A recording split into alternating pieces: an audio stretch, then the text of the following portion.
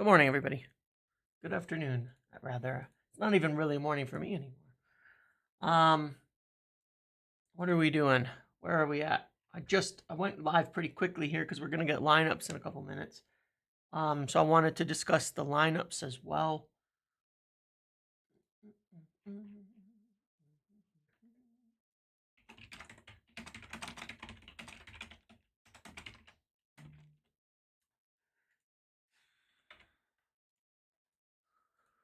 How we doing, everyone?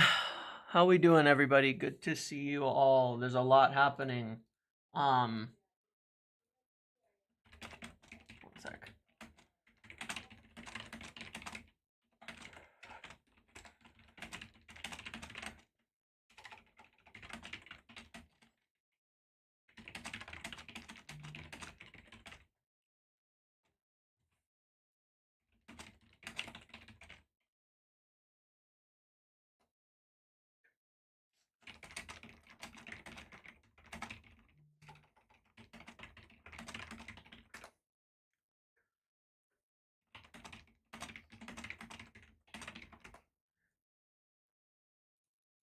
All right. Sorry, busy. A lot happening right now, huh? We've got Dorgu, we've got Garnacho, we've got the game. Obviously, a few things to discuss. You're on your way to the game, everyone. Good evening, everybody. Sorry I haven't named you all, but Navi and Hyper, Riley, Sean, Michael, Ali, Lemuel, Suckhurst, my favorite, Mank, Silver Black, Money Mouse. Hey, Money, I just got my laptop today, so I will be doing my my home office is about ready. So we'll be talking about we'll be seeing your thing you sent me for the first time here. Arindam, Naveen, Abo, Anton, Michael, Arena, hey buddy, Ryan, Rico, KF, Ishmael, Sean, James, Sean again, Eunice, Osahan, Avrod, Ayrton, Sports Fan, Randy, Brendan, Magu, Max, and Macmillian. Hello, everybody. Thank you all. Thank you all. All right. Let's get to it.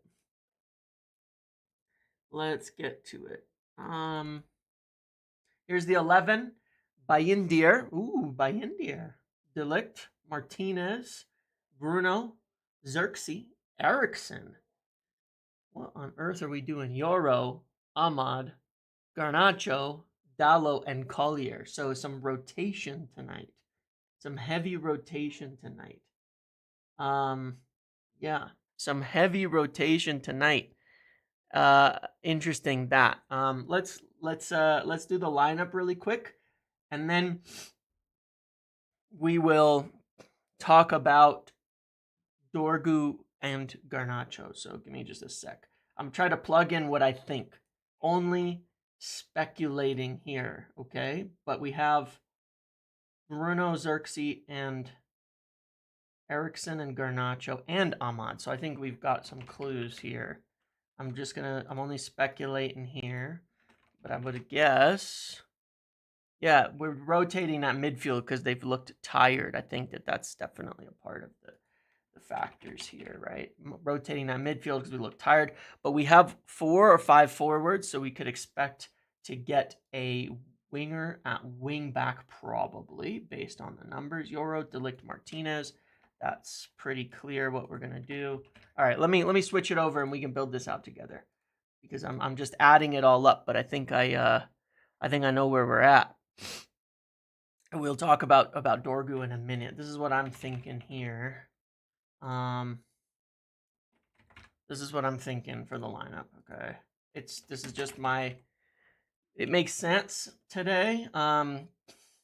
I don't think he'll put Erickson deep with Collier. That's a pretty heavy. That's pretty heavy. Dallo and Lissandro.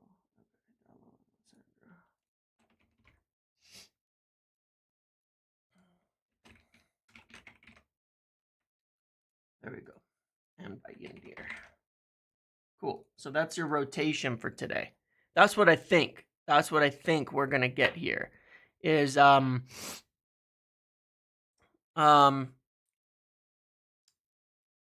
I think it's more about I mean it's rotation, right?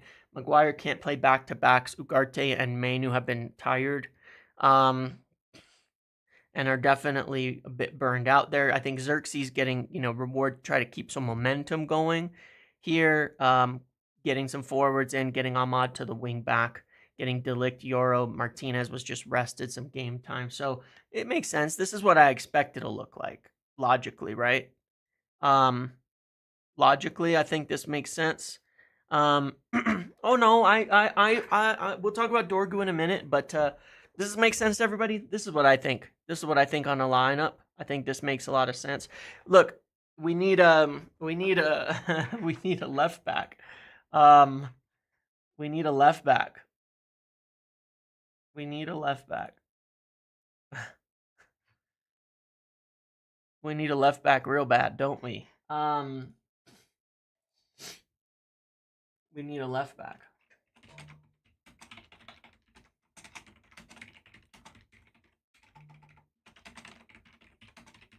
We need a left back really bad. But yeah, I mean, it makes sense. I'll keep Xerxes going. We need to control the ball a little bit. We definitely need some control. How Rashford staying and Garnacho leaving, relegation on. But it's interesting. I mean, look, it's rotation. The players are obviously quite a bit tired, but I mean, look, for a rotation, if we could get, we can get Dorgu into this position, that would make the team balance look a lot better for me. We certainly might need some forwards now as well. We definitely need forwards in the team. We definitely need some forwards in the team. Yeah, Collier has shown up pretty well defensively in the last few games, and we'll see what he can do. But, the nice part, look, we're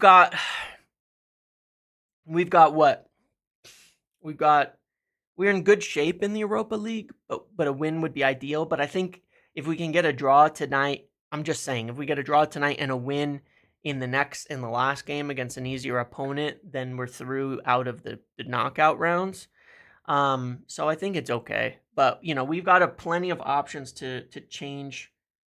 We've got plenty of options to change the game off of the bench. I mean, we've got plenty now, because then we can bring on Mainu, Ugarte, Højlund, Maguire, Mazraoui, significant players to come off the bench and try to build things up.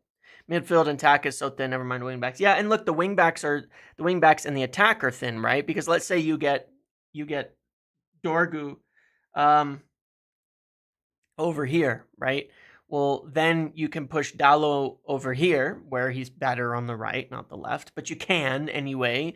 Or you can play Dorgu here, at times, and play Ahmad up front. There's differences between the two things. But yeah, Fabrizio says we're still working on the Dorgu thing, and that aligns with what I said a little bit earlier. Yeah, as well. I'm not going to take an hour today to go over all of this, because a lot of it's just rehashing and editor's still working.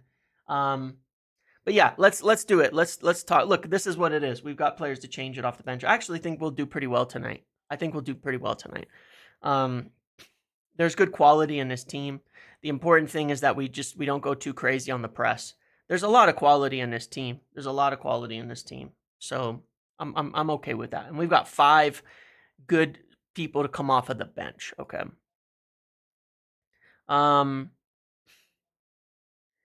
Okay. Let's talk about Dorgu here, right?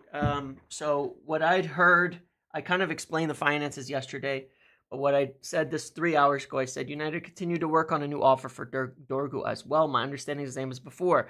They need Lecce to come down. They have no intention of reaching 40 million euros. The price of the next offer is likely going to be close to 32 million euros. Now, I do not know if that is the base or the total, but I have a feeling it would be like, maybe it's 32 plus 3 or something like that is what we're willing to go to. But it's around 32 million, and I don't think we can actually afford any more than that. Based on my understanding of things, I don't actually think we can afford more than that. So, I would expect Eriksen to play more forward and Bruno deep, in my opinion. But anyway, Fabrizio says, on Dorgu, what did he just say? What's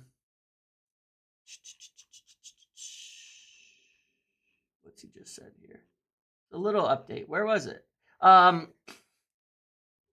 Dorgu deal remains on. We're preparing a new bid closer to, but we're not going to reach that 40 million, and he wants the move, right? That's the where is this? I thought he tweeted something, but now I don't see it. I thought he did. Why do I not see this? Oh, okay. No, there it is. Okay. Oh no, that was later. Anyway, yeah. We're not gonna do 40 million. We're not gonna do 40 million. For Dorgu, so they're gonna have to come down. But I think we're pretty much there.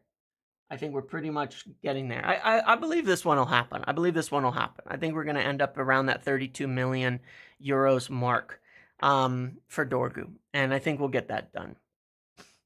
You're reading somewhere that 60 million Garnacho sale would allow us to spend 180 million with the way PSR works. Probably more than that. But yeah, I think this is close to the last bid for Dorgu because, it is what it is. I don't think we can go higher until some sales can happen. It doesn't. Obviously, Dorgu wanting to move is good. This would be a record sale for Lecce, so I don't really believe their pricing. That they're going to hold out totally. I believe that on Friday or Saturday they'll engage again on the deal to push forward and get it done. We obviously need it. Who do we target if Dorgu doesn't happen? I don't think there is one, frankly.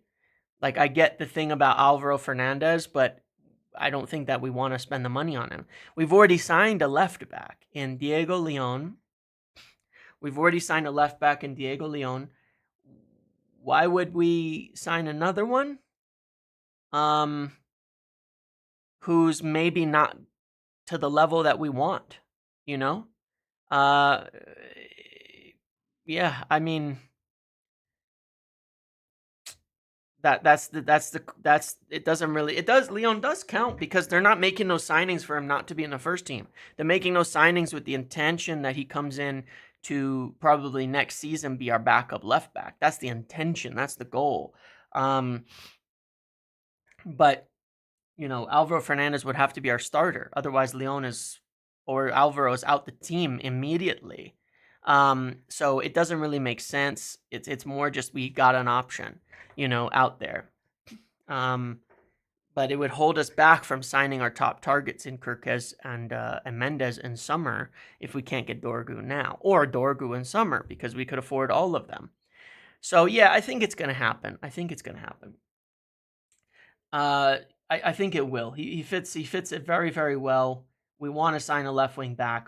I think we'll get it done. I don't think they're going to block the deal over a few million at the end of the day. Yeah, we could be in trouble with PSR. And Ineos, the club wrote that letter this morning about this, right? About the financial situation. They're not BSing. They're not bluffing. They're not making it up.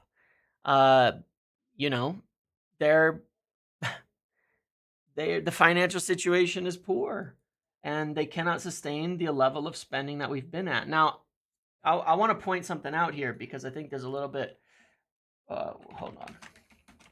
I want to point something out here because I think people are, there's an interesting situation here, which is that we've in general, okay, look at it, just think about it this way. In general, we've been losing an enormous amount of money. We all know that we've spent poorly. But what you have to also understand is that we're not I see the things about, hey, cut the wages, stop playing players so much. That only applies in the short term with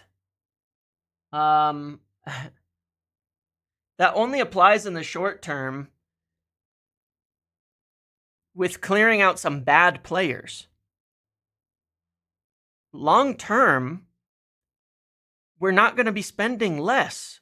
You understand? Like, people aren't thinking this through. We cannot, in the end, win the league spending less than we're spending currently. We just have to spend it better, right? So we can't reduce our wages. We can reduce some short term by cutting some really bad players where we've spent poorly. But long term, the league winners spend more than us.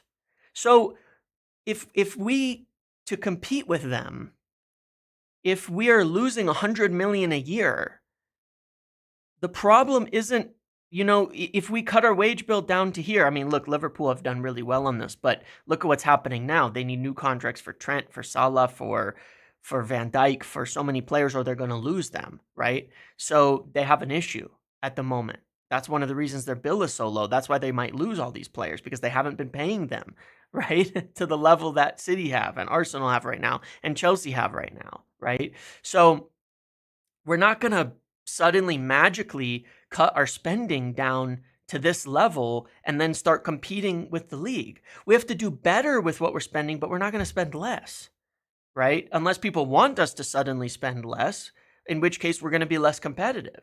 You can't get more competitive by getting less, by spending less. So if we have to keep spending the same amount, keep spending the same amount to be competitive, but we're losing too much money, that's because our spending elsewhere is too high. The fact that we employ 50% more employees than Manchester City to spend, right? This is the point, is it's you have to increase revenues and cut expenses that are there in addition to the spending, because you don't want to cut football spending, you just want to spend it better. We're not intending to cut football spending. We never will. If we cut football spending, then we're not going to be competitive. We can't. We have to be able to somehow keep up with City on the spending level while not losing hundreds of millions a year. So people have it really mixed up here in terms of how this is what's going to happen. In the short term, yeah, we want to move out some big contracts, but long term, we're going to replace them with big contracts with with good players. So it's a wash in that respect. We should be performing way better with what we are spending, but we're not going to spend less on football. We're not going to suddenly cut our wage bill down to, Aston Villa and Newcastle levels. That's not going to happen. And if it does, then we're not going to be competitive. People have to think this through. I mean, you look, the bottom three, Wolverhampton, Southampton, Ipswich, probably the three going down potentially, are of course in the bottom five of wages. Wages is the best indicator of league position. We need to be able to spend what we're spending now on wages. We just have to do it better. We just have to be able to do it better and get a lot more out of it. And then we also have to somehow not be losing hundreds of millions at the same time. The fact that we are means we're performing poorly, so we don't get Champions League money. That's a big factor. That's half of it. That's half of it. The other half is the wasteful spending. Yeah. Wages is absolutely a good indicator. Wages always have been the most closely correlated factor with success in the league and league position. They always have been, more than anything else. They've been the teams that spend the most win the most. And that's where you can see where people are overperforming like crazy. I mean, what Bournemouth are doing is incredible, but it won't last. It's not going to happen every year like this, right? It's not going to happen every year. Yeah, but it is what it is. That's the truth of it. We're going to replace these wages with better players. We're going to replace these players with better players, and then we're going to spend the same amount of money. But that's not going to solve us losing hundreds of millions a year. We still have to save the money. At the end of the day, we still have to save the money somewhere. We still have to stop spending so much, because no matter what, we're gonna spend the same amount as ever. So it's just the reality that of the cuts. Of obviously, there's things to that are maybe not ideal, but as they said in their letter,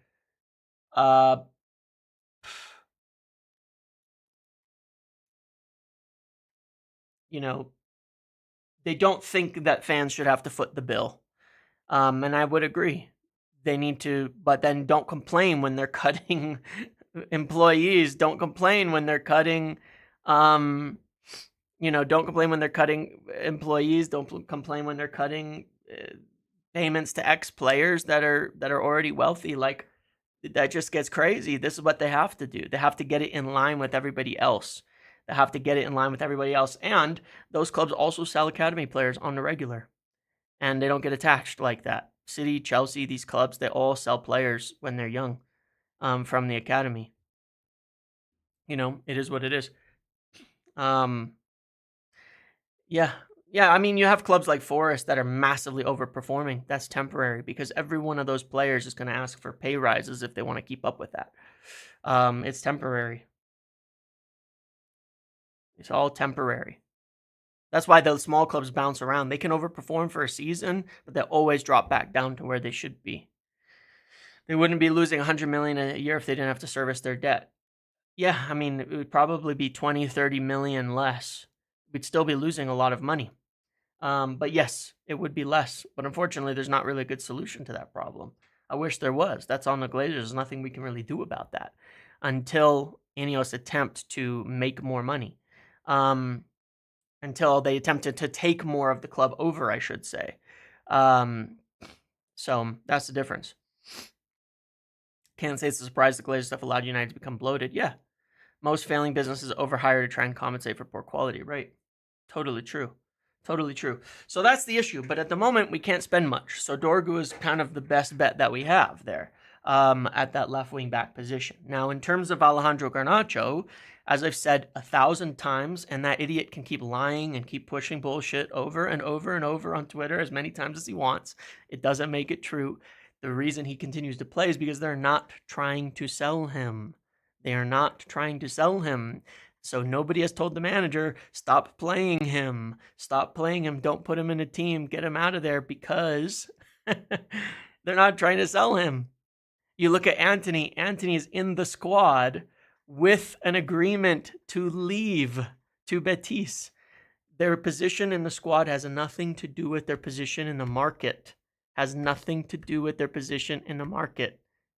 no correlation between the two things at all. It has nothing to do with it. And the only reason that there are discussions over Garnacho to leave is because he wants to leave and he has interest in leaving. Rashford himself asked to leave publicly. And so he cannot, from the manager will look at him and think he's not committed. The only reason there are discussions with other clubs is because Garnacho's representatives have been looking at options for him for somewhere to go. The club wouldn't sell him, and Amorim wouldn't sell him if it was just up to them. Okay? That's the reality of the situation. Nothing else is true. The only thing in there is that he would like to leave. The club and the manager want him to stay. That's why he's getting picked, and that's why they have a high price for him, and that they were turning down 55 euro million bids and things like that. Okay? That's the reason. If they were not going to, if they wanted to sell him, they would have accepted one of those. Bids already. Okay? They have demanded a high price. They want 50 million pounds or more. Not as a base fee, above 50 million pounds for Garnacho. And to go above that, that's really it. That's all there is to it. That's what they want. Chelsea are lining up a bid for him. They have spoken with him. They have spoken with his representatives. They have done all of that, okay, to ensure that they'd be interested in getting a move and he'd be wanting a move and that they could get the deal done, and they'll have to lodge a bid. Realistically, it would be above 50 million base and over 60 million total for a deal to occur. And when you look at the current transfer market in terms of pay costs for players and things like that, it has actually been trending down a fair bit. And that's a pretty fair price. That's a pretty fair price. Overall, I think that's a pretty fair price. I mean, you have to look at some comparables, in my opinion, on a fee. In general, like when we bought Jadon Sancho a few years ago, we paid 72 million pounds for him. At the time, even though it hasn't worked out, Jadon Sancho was the best young player in Europe and had a record in the Bundesliga as well as the Champions League that were numbers nobody but Messi was doing by his age, and he was the same age as Garnacho is now, and we paid 72 million. It hasn't worked out, but 50 million pounds base, 60 million pounds plus in add-ons is a pretty fair price. It is a pretty fair price for a player with, and it's not denigrating him. That is an expensive young player. That is an expensive young player. Yeah, Kvaratskhelia went for what, 75 million euros, right? So that's 65 million pounds. We've overpaid so much as a club that we get confused, but this is part of the problem. We have to be realistic in our, like we used to ask for 150 million for Pogba when he wanted to leave. Like, how insane is that? Nobody was going to pay those types of things. Nobody was going to pay that type of money. 150 million pounds just because he was a good player. Like, we were looking at this Neymar shit and looking like that's the way that you value players, and it's not. We've moved past that world. We've moved past that world we've moved past that world of transfers, of Coutinho going for 150. Like, these are this is the insanity that the market can't hold anymore since COVID, and has significantly dropped off. I mean, and certainly we've overpaid like crazy, and so have Chelsea. Yeah, Lamine Yamal but he's an unpriceable asset. He's a player you can't sell. You know what I mean? So yes, you'd have to pay an absurd amount of money that is unbelievable because you cannot replace them. You cannot replace them. You sell someone like Yamal, there's nobody like that in the world. So what price is it? It's infinite. It's irrelevant because it's because it's out of control. There's players that would be, you can't do anything but sell those players. There's nothing else. So yeah, this is quite a fair fee when you look at the transfers overall. Lenny Yoro, yeah, Mudryk was out of control, but look how good it turned out terribly for them. You don't pay that kind of money anymore because most of them have been flops at the end of the day, right? Yoro was 52 million pounds. He was the most coveted young center back in Europe. That Madrid were trying to get to run down his contract, and we know we overpaid for it a little bit to get a steal on Madrid because it was the only way we could get him from Madrid. So it is what it is. Now, I don't think we'll ever spend 100 million on a player again. I don't think we ever will. I think that's over. I think that's done. The times for that kind of thing is over. For us anyway. And I think it will be for most. How can 60 be fair for Garnacho? Wait, those aren't the same numbers. 60 million pounds and 35 million euros are not the same thing. 28 million pounds is less than half 60 million pounds. And Dorgu's a very good young player.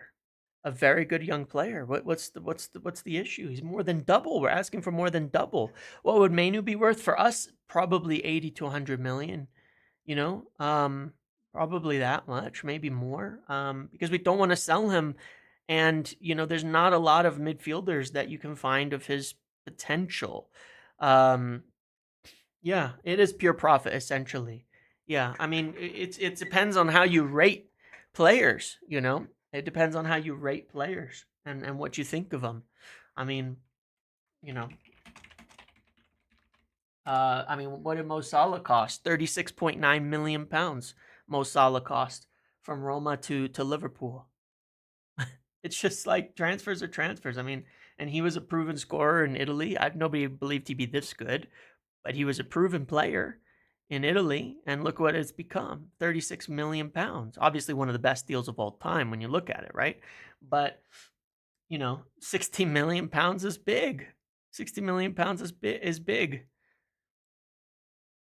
So it is what it is. But we'll see. We will see. They don't want to sell, but that is a very, very good price. Dorgu's price would be double if he was in the Premier League. Probably 50 million, but that would be fair. If he was performing at a high level in the Premier League, of course he'd be worth more. Because that's the risk you're taking as a player coming to a tougher league. Coming to a tougher league. And playing in a tougher league. 55 got us Delict and Mazraoui, two players who played at the top level, won titles at Bayern, won titles, in Italy, played in the Champions League. I mean, the fee is fair. Zach, if the sound is bad, that's got to be on your end because I don't think anybody else has that issue. Yeah, Mount was a massive overpay, but Mount was a more proven player than Garnacho by now. Mount was an overpay because of his injuries. He was a Champions League winner who'd come off like a 15 assist season and was one of the best players for Chelsea. At the time, we got screwed on the injuries, unfortunately. The injury problem, but as a player, he's fantastic. We've seen it when he plays, how good of a player he can be. 24 years old, proven, won a Champions League, scored. I mean, was a key player in all of that. And it was still probably an overpay. But if it had worked out, yeah, that would have been fair. And I think that sets a good level of them. I think it's still probably an overpay given the situation, but yeah. Did we know about Mount's injuries? No, not to this level. Like, we didn't know it was going to be like this, We didn't know it was going to be like this. So, we didn't know it was going to be like this. I mean, it is funny because Mount fits, like, now better than he did under Ten Hag. He fits now, which is wild. Very interesting how that works out. But yeah, it is a shame. It is a shame, unfortunately. Well, yeah, he had a semi-injured season at Chelsea, but people had expected it wouldn't be an endless barrage of injuries, Unfortunately, it just didn't work out. But yeah, I think 60 million pounds for Garnacho is more than fair. More than a fair deal. Yeah, and Chelsea will come in, so we'll see what they offer. That we will see what they offer for him, and it would make a massive difference if we did sell him. 50 to 60 million pounds financially essentially unlocks us being able to do whatever we want in the market if we can. Say that dangerously, but if we did sell him, we would have to try and get again, as I mentioned, we have kind of a couple of plans in terms of forwards. We try to get a bigger forward in, but if not, we try to get somebody else that we want in addition, and it would give us more money for summer. But it remains to be seen. And again, it's part of why they don't want to sell, because it's going to be hard to replace him now, even if we have the money, So they don't want to sell. He's been pushing through representatives to encourage clubs to bid for him. It is what it is, man. Like, it is what it is. We'll see. We will see. We'll see where we go with this in the end. If yeah, we'll see what happens. I mean, could we go for Cunha? Could we go for Mbuemo? Could we do these kinds of things? Yeah, I saw that, Naveen. I think we're going to hear from. There's a lot of players that Ten Hag turned down. That probably would have been nice, good, cost-effective signings.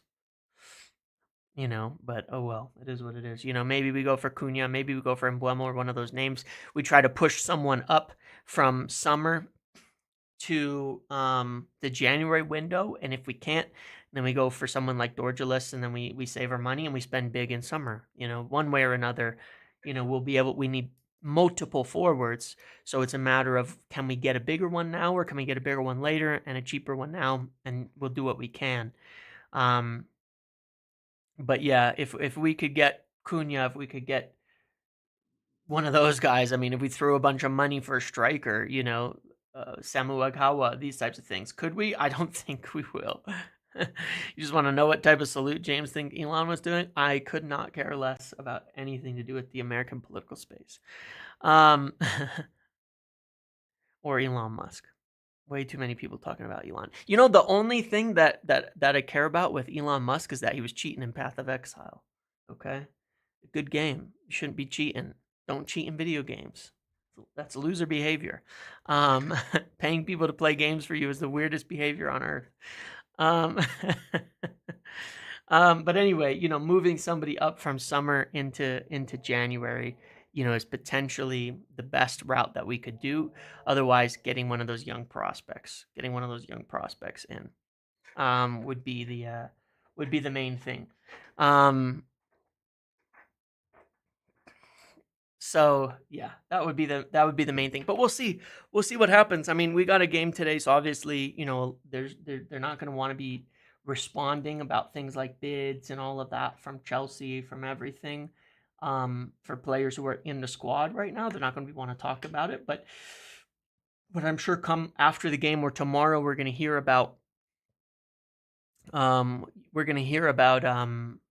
know, the Garnacho bid and Chelsea, and what happened there, what they bid, whether we're considering it, and then we will be approaching, you know, Lecce for more talks and another offer by the weekend.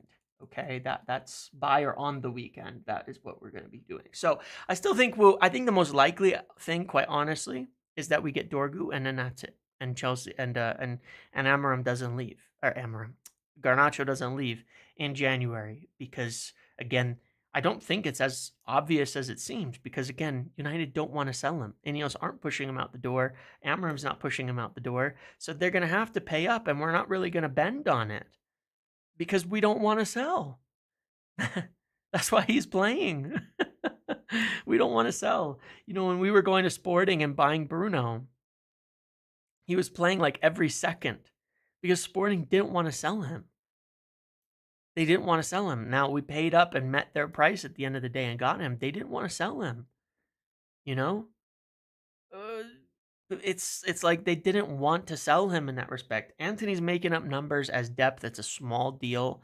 It's a very different situation. Rashford's not in the squad because we want to move him on. So it is what it is. I'm going to end it there, and I'm doing a watch along. So join in the link below, and I'll be doing the watch along over there in 40 minutes. So come join me there. But otherwise, after the game or tomorrow morning, we'll, you know, obviously have more to come on updates on Dorgu, on Chelsea, on Garnacho, on all of that. Okay. Thank you. Everyone is for sale, and that we would be forced to look at offers for everybody, but we're not actively trying to sell. There's players we're actively trying to sell, and there's ones that we're not. And Garnacho is not one we're actively trying to sell at this point in time. So I hope it works out. I mean, I hope we have a good game. I hope Garnacho has a good game. I hope we win. And yeah, we'll see. But I think you know, I think we'll be okay, but we'll see. We'll see. I've thought so before. Come join me for the watch along, and then hopefully I will maybe a video afterwards, depending if anything comes out or how the game goes. Maybe tomorrow. Well, not maybe tomorrow. We definitely will do tomorrow, and we'll go from there. Okay. Thanks for hanging out with me, everybody. Have a good one. See you, Richie.